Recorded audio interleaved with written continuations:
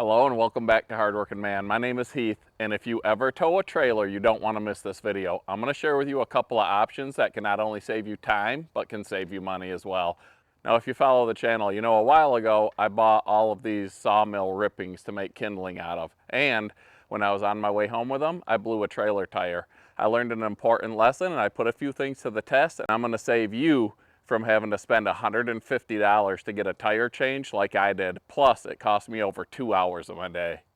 Now, if you tow trailers, it's inevitable you're gonna get flat tires. And without the ability to change them, which is what happened to me on this trip, I had to pay a tow truck company $150 to come and change a tire for me. That's completely unacceptable in my book, something I can easily do myself, and it took over 2 hours for them to arrive, get the tire changed, and get me back on the road.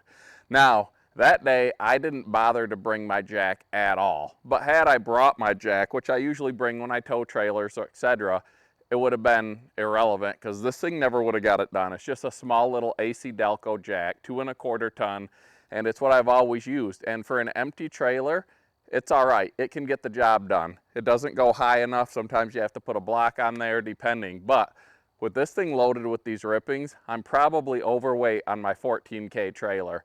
This thing never would have got it done. So when I got home, I started researching and I came up with 2 of what I think are the best options available if you tow heavy trailers. Not only am I going to show you these 2 different jacks that I found, but we're going to try them on this load and see how well they work. Now the first is this Unijack. I got it off Amazon. It was just under $90. It's essentially a bottle jack and a jack stand combined in one.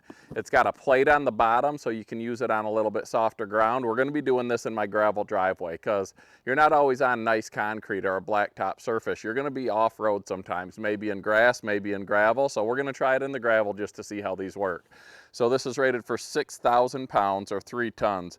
It has a lift range from 11 to 21 inches. So we're going to try to jack this up far enough that we could change a tire and see how it works. Let me show you the next jack we're going to try once we're done with this one. Now the next jack I found is brand new. I've never seen it before. I got it from O'Reilly's Auto Parts and it was $350 plus tax. It's the Tank Tough. They call it a garage jack.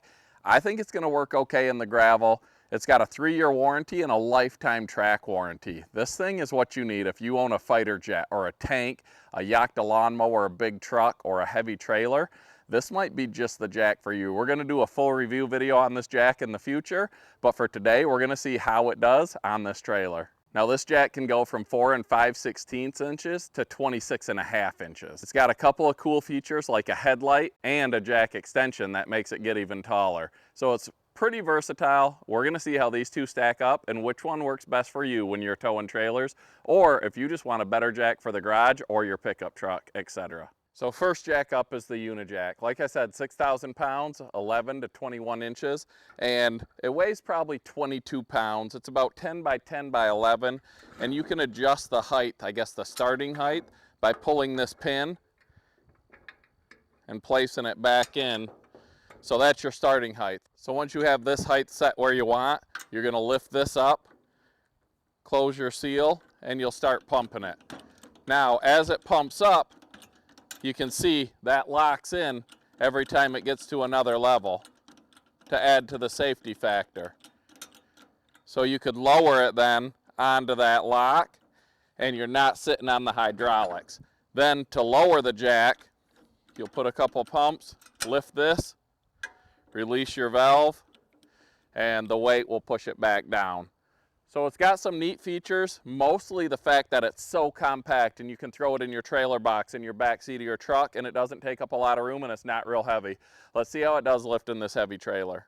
So I've got it placed under there right now to lift on the frame. There's a little bit of a gap there, but I think we'll still be able to get enough lift height.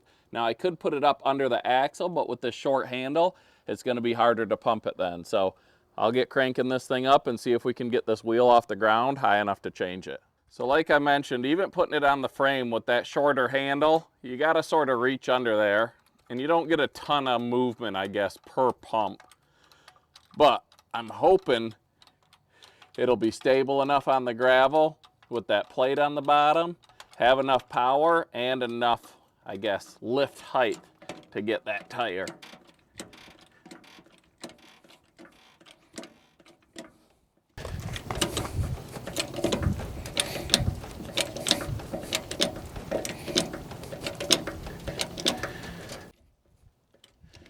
Now you've got to be able to get a little bit of leverage on this. Now that I'm starting to get that wheel off the ground and this shorter handle, I mean, I'm getting into it pretty good. So you got to be able to get to the handle, and that's it, and we're not high enough. So I'm going to have to get up under there on the axle and then see if we can get it high enough. So like we do on Hard Working Man, we're pushing this to the limits. Like, this is probably close to as much or more than these jacks are rated for, but we want to see if it can do it. Now, you can see I'm a little inconvenienced right now laying under the trailer, and I'm not sure I'm going to be able to get enough torque on this jack where it's at to get this lifted. Now, I could have put it here. Actually, I'm going to put it there because I'm going to have to be able to reef on that handle to get the lift I need. Let me reposition this a second. Now, one of your, I guess, limiting factors with this jack is that it's probably about 1 inch in between those holes. So if you can't get it at the higher one for where you're at, you're going to lose a lift of that inch capability. With it set like that, let's now see if we can get this lifted high enough to get that tire off the ground.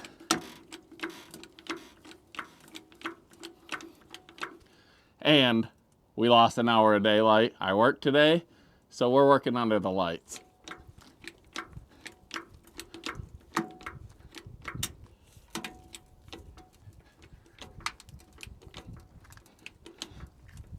Like I said, you gotta be able to get some power on this thing.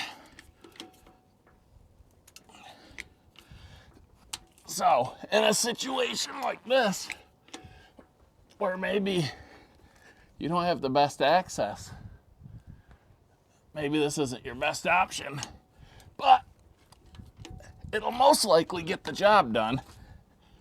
And I am in no, well, it appears as though we've exceeded the lift capacity of this jack, because I am pumping and it's no longer going up, and I can feel it popping past. Right there. So, for this weight of the trailer, this Unijack didn't get the job done. Let's see if the tank jack can do it.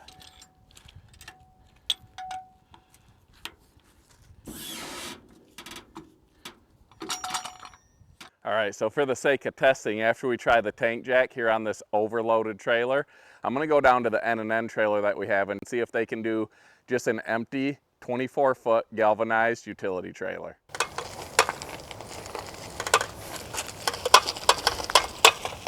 So one nice thing about the tank jack is, like the Harbor Freight off-road jack or some of the off-road jacks, one, with these tracks, it rolls over like rocks and pebbles and stuff.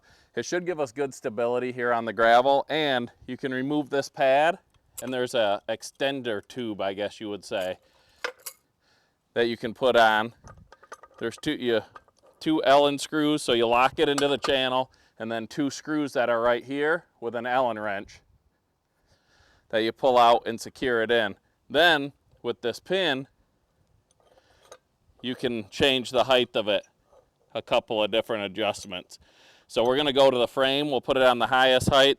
I'll get those Allen screws in to lock it in, and we'll see how the tank does. So one thing I mentioned about this, other than the raisable height, is it has its own headlight. So when you're working at night on the tank, you can get it up under there. Make sure you don't lose this pad though. And these tracks are a little bit stiff, but I'm sure they'll loosen up as time goes on. So you can see with that light, it does help a little bit.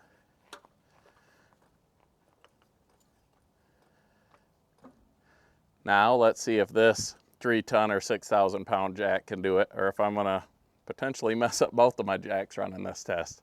Now with this being more your standard style floor jack, you don't have that short little handle, and you can get a lot more leverage on it.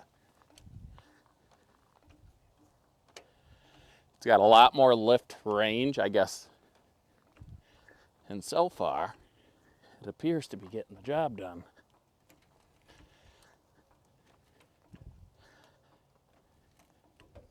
So I guess the old saying of you get what you pay for is true here, because that was pretty easy and I'm already off the ground. I've got a lot of range left, I believe. Maybe not a ton. That might be about it. But you can get your tire changed now. So test one, the Tank Tough tank jack, got it done. Very similar to the off-road jacks that you see. The first one was a fail, that Unijack, couldn't lift it. Both supposed to be 6,000 pound jacks. Let's see how they do on a lighter, non-loaded trailer.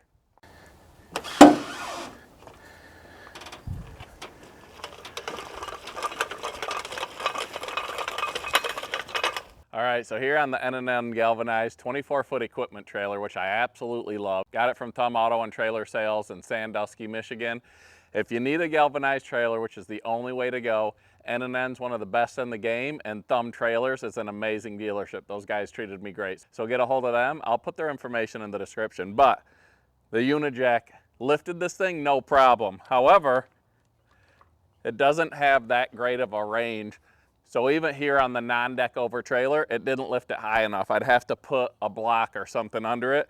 You just don't get a lot of lift height with it. Yeah, it's 11 to 21 inches, but a lot of that is in this permanent adjustment. So the actual lifting capability is probably about 6 inches. So it's a lot cheaper, a lot lighter, a lot easier to store, but a lot less capable than one of the off-road jacks or the tank jack. So get yourself a trailer jack. This might be able to get you done in a pinch. I'm gonna keep it. It'll go in the box for when I need it. But having the other jack, the much more capable jack, a lot more expensive, a lot heavier, a lot bigger, a lot less, I guess, convenient, but way more capable. But having a trailer jack, just using it once or twice is gonna pay for it, and then you can use it around the garage, around the house. A regular floor jack isn't gonna work in gravel. It isn't gonna work in soft dirt. These jacks, these options will give you something to get you out of a jam. Thanks for watching Hardworking Man, guys, and have a great day.